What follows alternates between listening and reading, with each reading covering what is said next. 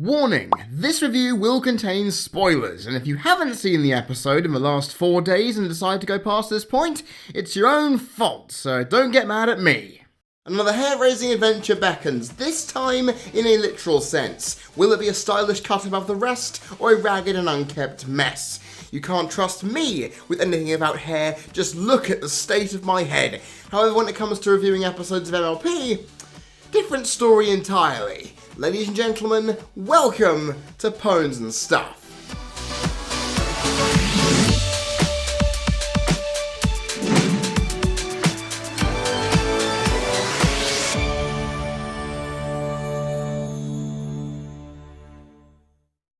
Rarity as a character has already surprised this season, with Honest Apple turning up the books as a better than average episode surrounding a fashion show. So surely an episode surrounding a messed up main with her as the centre had the chance to be equally as unassuming and interesting, right? You'd think so, but the fact is, this is an episode about someone's hair. It doesn't scream the most lively, does it? It's so one-dimensional and simple, even I, with my most optimistic hat on, would not believe it's going to do much. So it's up to Josh Haber to try and convince me otherwise. And to say that it worked is not going to be the most honest thing I've ever said on this review show.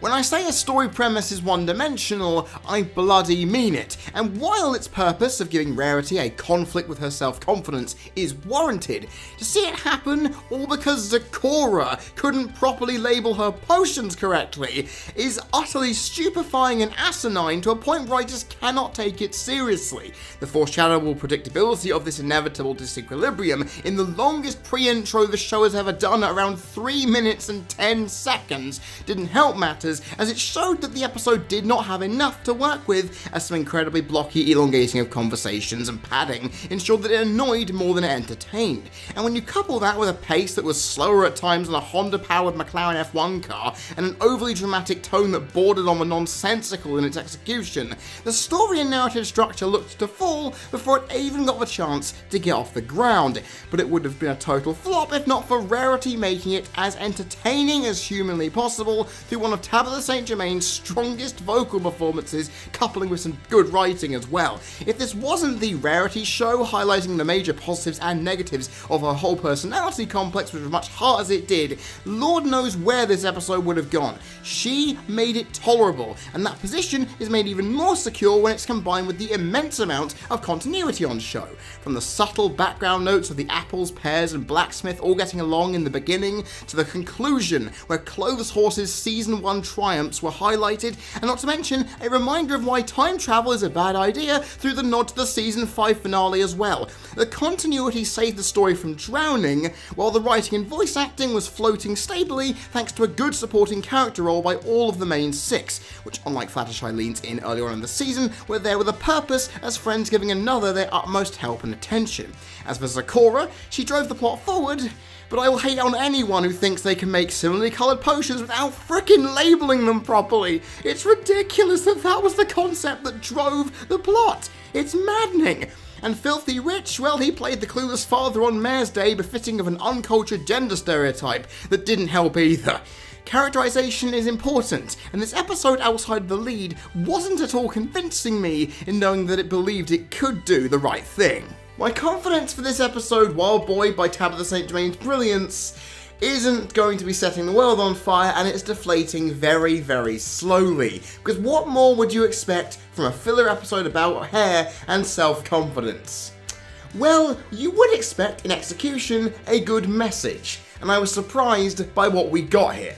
A message surrounding a main disaster could have been as self-centered and vain as one would allow, being a gloriously uproarious showcase of how important looks are. If we were to believe that Rarity is that image conscious, of course she bloody is, it's in her history. The writers, though, realised that a message as negative as this would not have gone over well with the parents of impressionable young girls, the target audience of this show. And actually, even as a man, I would have found that incredibly horrible. So I'm happy to know know that they ended up turning that completely on its head and giving us the complete opposite, as we were given a moral about being comfortable in your own skin regardless of how it looks. One that I feel should have been executed a lot sooner in this series run, as it firmly implies that you are the driver of how you appear to others, not the other way around. However, that did take a backseat to a more prominent moral that guided the entire episode up until its conclusion, which carefully highlighted how quickly one small, or in this case significant, change in a person through loss of identity will shift their emotional well-being into negative territory, and to have that be handled with care and sincerity while bolstering a strong confidence-boosting mantra about understanding your worth was lovely to see.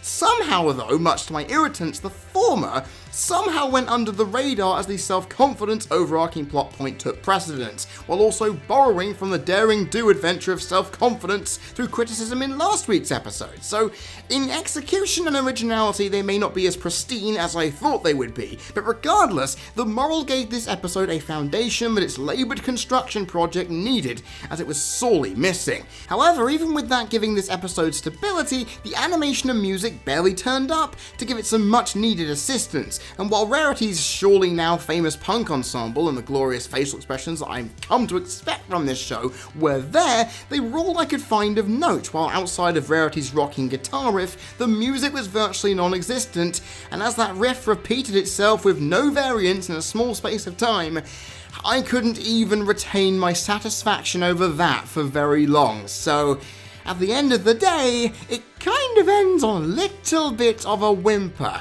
And seriously, what more can I say about an episode that was watchable and serviceable, but nothing more than that? It had the shock of Rarity's punk aesthetic, a decent collection of messages, superb continuity, and the most wonderful of vocal performances alongside the character's writing that ensured Tabitha St. Germain was the star of the damn show. But when you peel all that away, you're left with very inadequate scraps that, sadly, this analytical vulture was left to pick over, which was not a very tasty or very fulfilling experience. And you all out there, the others in this venue of vultures, probably, I hope, were understandably just as disappointed as I was with this outcome, even if it was somewhat expected. And while I'm happy that this has done something to develop Rarity's vain character going forward, it's all that this episode has as a leg to stand on, because there's not much else to really talk about. And while it managed to score more than I ever could have thought out of its meagre premise, it continues the post-hiatus flip-flopping between decent and poor episodes,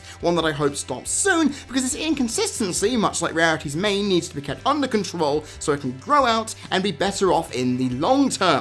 This episode may not have been out and out terrible, but it was a couple of poor choices and their inevitable point losses away from joining the unwashed masses that are my least favourite episodes. And while I would consider that a good thing in most other cases, based on how flat this episode was at times and actually how short this review is, it probably would have been better off if it actually was worse, because then I'd have a lot more to talk about, a lot more to shout about than, well, a subpar episode which really did not much of note at all.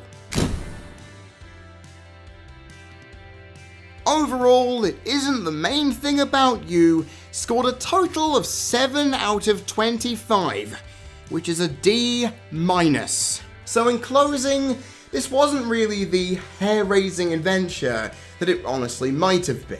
I mean, the writing was on the wall before it even started that it wasn't going to be the most exciting episode out there, but I'm happy that it actually did okay. It wasn't the worst thing in the world, it wasn't Fluttershy leans in levels of poor quality and execution, but it still could have reached that if it took a few more wrong steps. And at the same time, should I really be happy that it only got a few ratings up from that? Lord knows, and I'm hoping that next week's episode manages to be better, because I don't want to have a situation like I did reviewing Season 1, where it had to have 4 good episodes on its back stretch to ensure that it had a lot of momentum going into the finale. I want to see things improving next time out, and I'm hoping we do, because if not, the end of this season could be mighty tragic indeed. I have been Freddie Thomas, you've been people watching, this has been another episode of Pones N Stuff for the CC Network, and I will see you all next time.